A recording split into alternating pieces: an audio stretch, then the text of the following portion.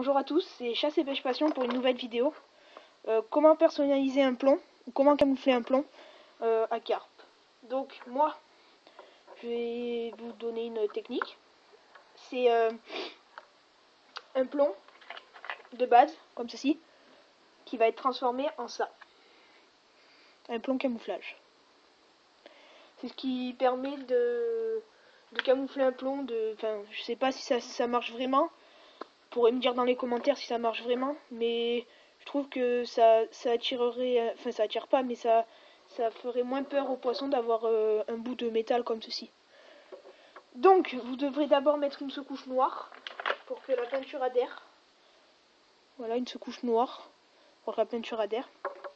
Et ensuite, selon l'endroit où vous pêchez ou la technique ou votre design, prenez la peinture qu'il vous faut. Donc moi je vais prendre une peinture marron pour faire une couleur vase. Et donc c'est parti, je vais commencer à peindre. Donc on peint chaque côté.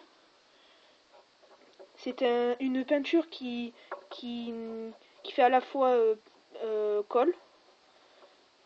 Ça fait à la fois colle pour pouvoir le tremper dans le sable. Et quand on l'a trempé dans le sable, et ben, elle adhère le sable. Donc voilà. Voici le plomb peint couleur vase, marron. Moi je pêche souvent dans les endroits où on pêche avec mon ami. C'est plutôt dans les couleurs, dans les endroits d'étang, de vase. On pêche pas trop dans les herbiers ou quoi. Et ensuite, donc voilà, on prend du sable et on le trempe le plomb dedans le sable. Bien, n'hésitez pas à bien le tremper, à bien le rouler dedans, à bien mettre du sable dessus. Et voilà ce que ça donne. Donc dessous, je mets jamais trop de trucs, je mets juste de la peinture, mais pas trop de sable.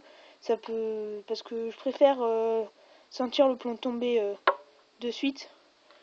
Je pourrais en mettre, mais ça adhère pas trop non plus dessous, donc voilà. Et voilà le plomb camouflage. Voilà. Donc ça fait.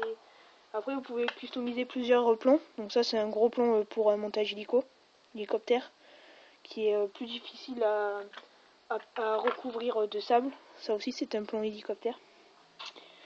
Et ce qui est bien avec ces peintures, c'est qu'aussi on peut personnaliser des leurres comme celui-là.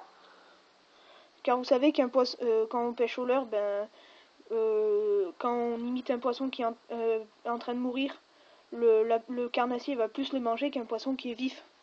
Donc voilà, vous pouvez imiter quelques traces de sang, comme celui-là. Ou alors celui-là qui est plutôt réussi. Un petit gardon qui est voilà, qui a subi une attaque et qui, quand vous le faites nager,